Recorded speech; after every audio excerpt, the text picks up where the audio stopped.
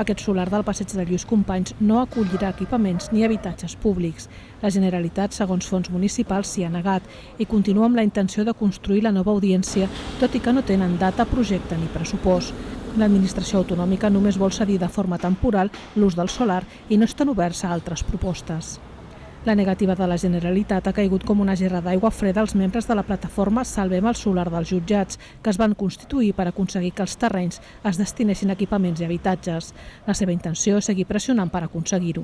La nostra posició en aquest moment serà anar a parlar amb els grups municipals que estan en contra, que diuen que estan en contra, i després amb les conselleries de la Generalitat que tenen a veure amb el tema aquest del solar aquest, aviam què diuen, perquè la negativa davant d'una cosa que tothom diu que és un tema fonamental com és l'habitatge i tothom està d'acord en que s'ha de fer habitatge social. El solar amb 5.400 metres quadrats de superfície és de propietat municipal.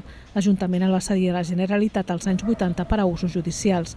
Des de 2009 el solar està buit, ja que les activitats es van traslladar a la Ciutat de la Justícia.